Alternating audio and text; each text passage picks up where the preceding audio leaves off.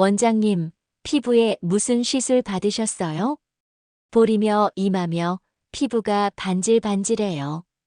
어쩜 이렇게 환해졌어요? 마트에서 우유를 고르고 있는데 누가 제 팔을 살며시 잡더니 조용히 그렇게 말을 건넸습니다. 고개를 돌려보니 보키님이셨어요. 몇 달 전까지만 해도 김이며 검버섯 때문에 거울 앞에서 한숨만 쉬시던 분이죠. 안녕하세요. 저는 75세, 피부관리 경력 50년이 넘은 이일순 원장입니다. 요즘은 피부과 시술이 당연하다고들 하지만 저는 늘 이렇게 생각해요. 피부는 자극보다 회복이 먼저입니다. 좋은 피부는 비싼 화장품이 아니라 작은 습관과 꾸준한 관리에서 시작된다고요. 혼례를 앞둔 여인은 쌀뜨물에 팥가루와 이것을 섞어 얼굴을 씻으면 안색이 맑아진다. 그 구절을 읽고 저는 무릎을 탁 쳤어요. 화장품 하나 없던 시대에도 여인들은 자연에서 해답을 찾았구나. 그때부터 저는 확신하게 됐습니다. 자연이야말로 최고의 피부 비결이다. 그래서 저는 지금도 천연 재료로 피부를 관리하는 걸 가장 중요하게 생각합니다. 오늘 소개해드릴 베이킹소다와 이것 한 방울의 조합 역시 바로 조선시대 여성들의 피부 지혜에서 영감을 받은 방식이에요. 이건 단순한 홈케어가 아닙니다. 수백 년 전 조선시대의 지혜와 제가 50년 동안 피부를 연구하며 정리한 실전 노하우가 합쳐진 관리법입니다. 피부는 나이를 속일 수는 없지만 낯빛과 건강은 되살릴 수 있습니다. 지금부터 왜 나이가 들수록 베이킹소다와 이것 한 방울이 꼭 필요한지 하나하나 짚어드릴게요. 마트에서 1,000원도 안 하는 재료들이지만 김이며 잡티며 검버섯까지 개선된 분들이 정말 많았어요. 혹시 지금 이 영상을 보시면서 나도 한번 해보고 싶다 하는 마음이 드셨다면 구독 버튼 살짝 눌러주세요. 영상을 끝까지 보시면 당신도 아마 주변 사람들에게 이 방법을 먼저 알려주고 싶어질지도 모릅니다. 오늘 거울 앞에서 자신 있게 웃고 싶은 분이라면 지금부터 저와 함께 시작해보세요. 많은 분들이 물어보세요. 원장님, 김이랑 잡티는 나이가 들면 그냥 생기는 거 아닌가요?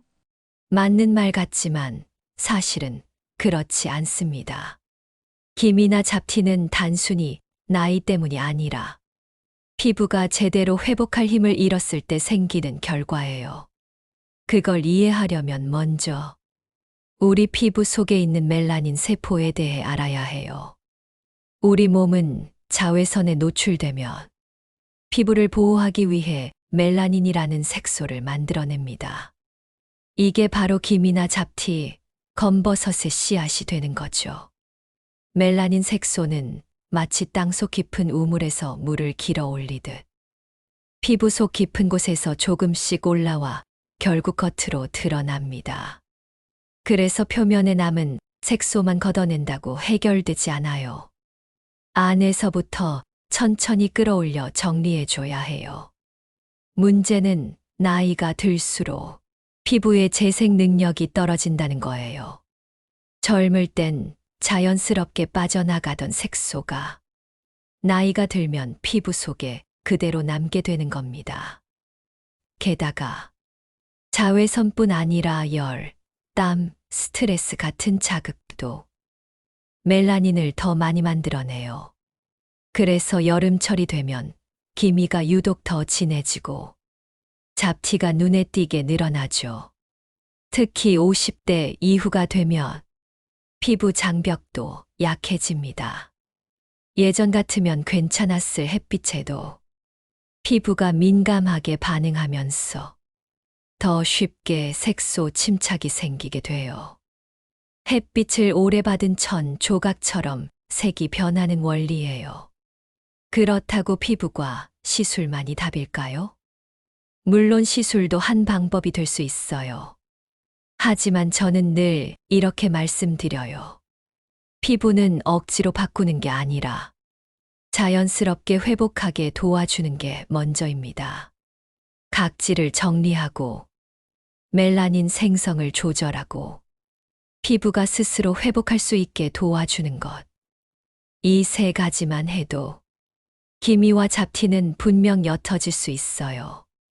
오늘 알려드릴 천연 조합은 바로 이 세 가지를 한 번에 해결할 수 있도록 설계된 방법입니다. 기미와 잡티, 검버섯은 단지 겉에서 가리는 걸로는 해결되지 않습니다. 피부 깊숙한 곳에서 생성된 멜라닌 색소. 그게 각질과 함께 피부 표면에 쌓여 남아 있는 거예요. 그래서 첫 단계는 그 각질과 색소 찌꺼기부터 부드럽게 정리해 주는 것. 여기서 필요한 게 바로 마트에서도 쉽게 구할 수 있는 하얀 가루, 베이킹 소다입니다.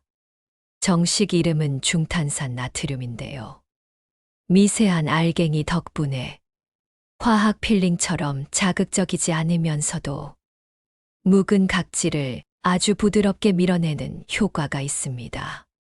제가 수년 전부터 시니어 고객님들께 적용해온 재료이기도 해요. 피부가 예민한 분들도 자극 없이 얼굴결이 매끈해졌다는 후기가 정말 많았어요. 그런데 여기서 베이킹소다만 단독으로 쓰면 안 됩니다. 너무 건조하고 알칼리성이 강해서 피부를 오히려 민감하게 만들 수 있어요. 그래서 저는 여기에 피부를 진정시키고 멜라닌 생성을 억제해주는 초록빛 가루 한 가지를 꼭 넣습니다. 이 가루는 기미와 잡티는 물론 여름철 열기와 땀으로 예민해진 피부를 부드럽게 다독여주는 역할을 하죠.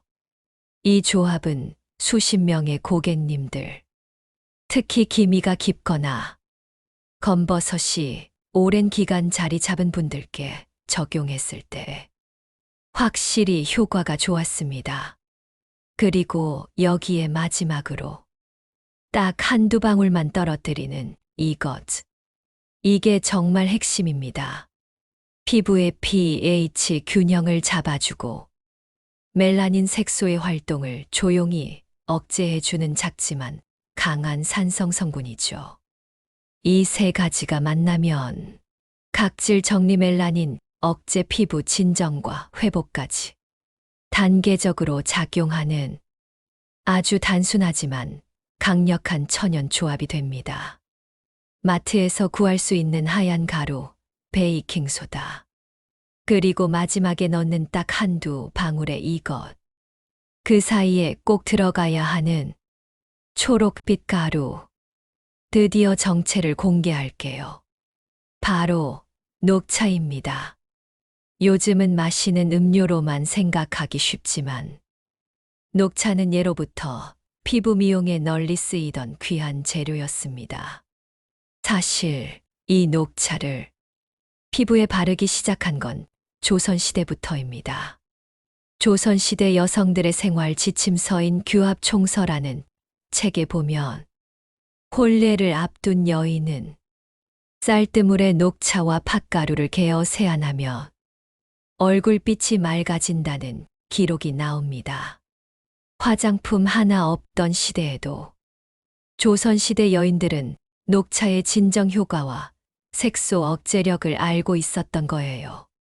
녹차에 들어있는 카테킨, 폴리페놀, 탄닌 성분은 기미, 잡티, 여드름, 검버섯 등 색소성 피부 문제에 뛰어난 항산화 작용을 하며 피부를 맑고 차분하게 가라앉혀 줍니다.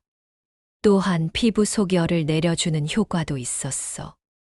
여름철 땀과 자외선으로 민감해진 시니어 피부에 딱 맞는 성분이에요.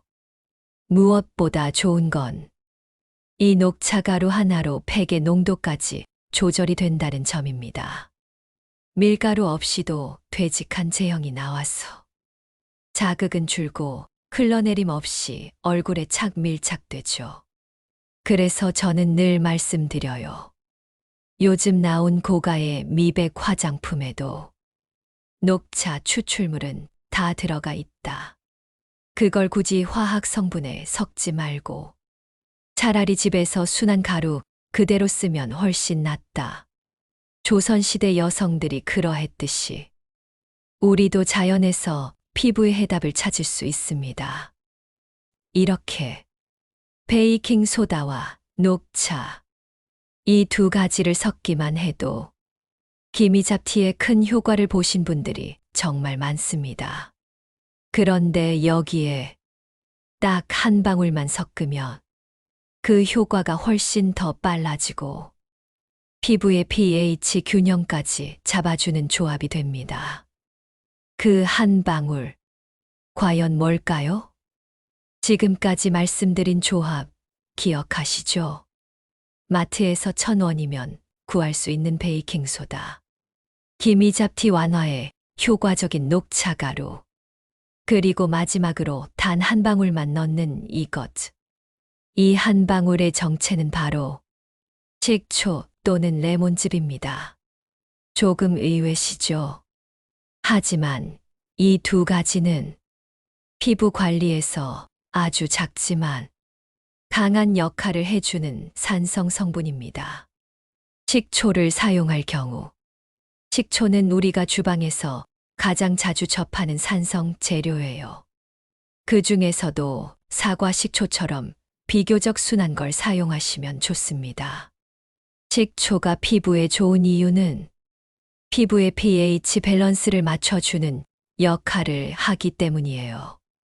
피부는 약산성 상태일 때 가장 건강한데 베이킹 소다는 알칼리성이라 단독으로 쓰면 약간 자극이 될 수 있습니다.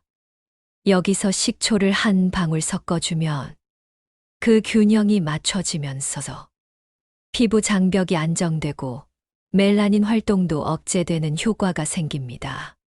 특히 피부가 칙칙하거나 기미가 넓게 퍼진 분들께는 식초가 조금 더 잘 맞는 경우가 많습니다.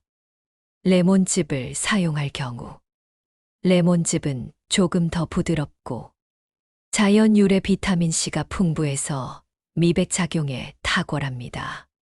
특히 잡티가 자잘하게 많거나 기미보다는 피부톤 전반이 어두운 분들에겐 레몬즙이 더 효과적일 수 있어요. 단, 주의하실 점이 있어요.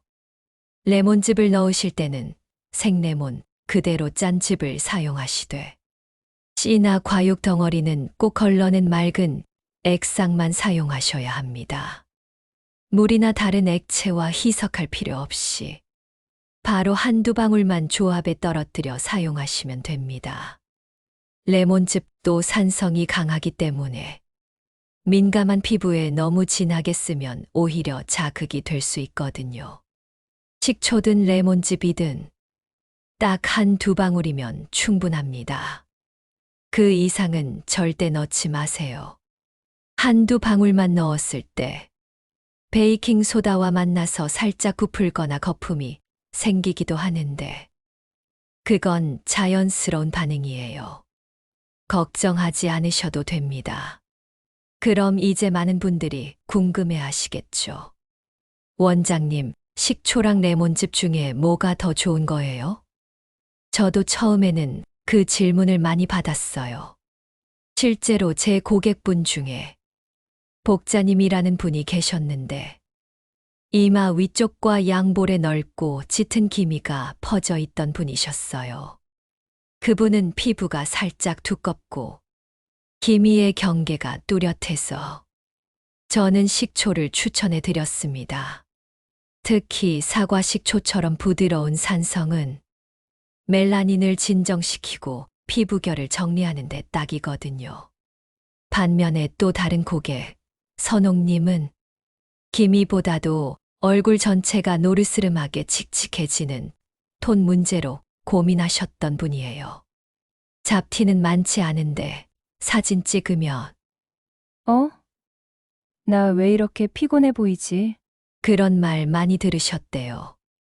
그분께는 저는 레몬즙을 권해드렸어요. 비타민C가 풍부해서 밝게 톤을 정리해주는 효과가 있거든요. 대신 제가 꼭 당부했죠. C는 꼭 걸러내고 너무 많이 쓰지 마시고 딱 한두 방울만 넣으세요. 너무 욕심내시면 오히려 자극될 수 있어요. 정리하자면 이래요. 기미가 넓고 오래됐거나 피부가 좀 두꺼운 분들은 식초, 특히 사과 식초가 잘 맞고요. 기미는 적지만 얼굴빛이 칙칙하거나 얼굴 전체 톤이 어두운 분들은 레몬즙이 더 좋습니다. 그리고 피부가 많이 얇거나 예민하신 분들은 두 가지 중에 하나를 아주 소량만 써보시고 반드시 팔 안쪽 테스트부터 해보셔야 해요. 이 마지막 한두 방울. 별거 아닌 것 같아 보여도 팩의 전체 균형을 맞춰주는 열쇠거든요. 선택은 여러분의 피부 타입에 맞게 하시면 되고, 처음엔 소량으로 꼭 테스트부터 해보시는 걸 권해드립니다. 원장님, 정말 이걸로 기미가 옅어질 수 있을까요? 처음엔 그렇게 반신반의하셨던 분들이요. 몇 주만 지나면 거울 앞에서 웃는 얼굴로 전화 주세요. 그중 한 분, 이화자님 이야기를 전해드릴게요. 66세 전직 은행원이셨는데요. 화자님은 퇴직 후 10년째 조용히 집 근처에서 책 읽고 산책하는 게 일상이셨어요. 그런데 어느 날 이렇게 말씀하셨어요. 원장님, 이상하게 거울을 안 보게 돼요. 예전엔 피부가 환하단 소리도 들었는데 요즘은 자꾸 칙칙해 보여서 화장도 손이 안 가요. 저는 바로 녹차가루와 베이킹소다, 그리고 식초 한두 방울로 만드는 맑은 톤 회복팩을 권해드렸어요. 딱 2주 후 연락이 왔습니다. 원장님, 저 진짜 깜짝 놀랐어요. 피부톤이 달라졌는지 얼굴이 화사해 보인다고 딸이 사진 찍어주더라고요. 화자님은 그 이후로 매주 셀프 피부 관리의 날을 정해 조용한 클래식 음악 틀어놓고 녹차 팩을 즐긴다고 하셨어요. 요즘은 모임에서도 앞줄에 앉아요. 예전엔 어둡게 느껴지던 제 얼굴에 다시 빛이 도는 것 같아요. 자, 이제 재료는 다 준비됐죠. 하얀 가루 베이킹소다, 진한 초록빛의 녹차가루, 그리고 마지막에 톡 떨어뜨리는 식초나 레몬즙 한 방울. 그럼 정말 효과가 있을까요? 제가 관리해드린 분들 중엔 단순히 기미나 잡티가 옅어진 걸 넘어서 외출할 때마다 자신감을 되찾으신 분도 계세요. 기억에 남는 분이 한 분 계세요. 얼굴만큼이나 신경 쓰이는 부위가 또 있죠. 바로 목이에요. 아무리 얼굴이 환해져도 목에 얼룩이 남아 있으면 거울 볼 때마다 괜히 신경 쓰이거든요. 실제로 저희 샵에 오신 문미숙 님도 그랬어요. 70세 경로당 탁구 동호회에서 활동하시는 분이신데요. 문미숙 님은 굉장히 활발하신 분이에요. 경로당 탁구 모임에서 인기 많은 실력자셨죠. 그런데 저를 찾아와 이런 말씀을 하셨어요. 목덜미에 얼룩처럼 기미가 퍼지는데 자꾸 시선이 그쪽으로 가는 것 같아서 블라우스도 위까지 꼭 채우고 다녀요. 저는 그 말씀을 들으면서 얼마나 신경 쓰이셨을까 마음이 쓰였어요. 그래서 이렇게 권해드렸죠. 목 피부는 얼굴보다 더 예민할 수 있어요. 녹차 우린물에 베이킹소다를 아주 소량 섞은 다음 부드럽게 팩처럼 올려보시라고요. 3일 간격으로 자극 없이 목덜미에 살살 얹듯이 발라보시라고요. 며칠 뒤 문미숙 님이 웃으시며 그러셨어요. 원장님, 이제는 단추를 굳이 다 채우지 않아도 될 것 같아요. 처음엔 그 얼룩이 나이 탓인 줄만 알았는데 이렇게 다시 되돌릴 수 있는 거였네요. 이제 이걸 어떻게 섞고 어떻게 바르는지 차근차근 알려드릴게요. 첫 번째, 그릇 고르기. 많은 분들이 이걸 간과하시는데요.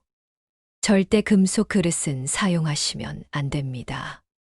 베이킹소다와 식초 또는 레몬즙은 반응성이 있기 때문에 금속과 만나면 아주 미세한 화학 반응이 생길 수 있어요. 그래서 꼭 플라스틱, 유리 또는 도자기 그릇을 사용해 주세요. 숟가락도 마찬가지예요. 스테인리스 대신 나무 숟가락이나 실리콘 스푼을 준비하시면 좋아요. 두 번째, 정확한 비율. 베이킹소다 1티스푼. 그 작은 계량 티스푼으로 하나 가득 넣어주세요. 녹차가루 1작은술. 좀 더 진한 색을 원하시면 1.5작은술까지 괜찮습니다. 그 다음 식초 또는 레몬즙 딱 한두 방울만. 절대 더 넣지 마세요. 한두 방울이면 충분합니다. 세 번째, 섞는 순서와 방법. 먼저 그릇에 베이킹소다를 넣고, 녹차가루를 넣고, 마지막에 식초나 레몬즙 한 방울을 떨어뜨립니다. 여기에 미지근한 물을 티스푼으로 1스푼 정도 살짝 넣어주세요. 되직한 제형이 되도록 농도를 조절하는 겁니다. 너무 묽으면 녹차가루를 아주 조금 더, 너무 되직하면 물을 소량 추가해 주세요. 나무 스푼으로 시계 방향으로 15, 20회 저어주시면 끝입니다. 가끔 거품이 살짝 올라오는 것, 베이킹소다와 산성 성분이 자연스럽게 반응하는 것이니 걱정하지 않으셔도 됩니다. 네 번째, 바르는 방법.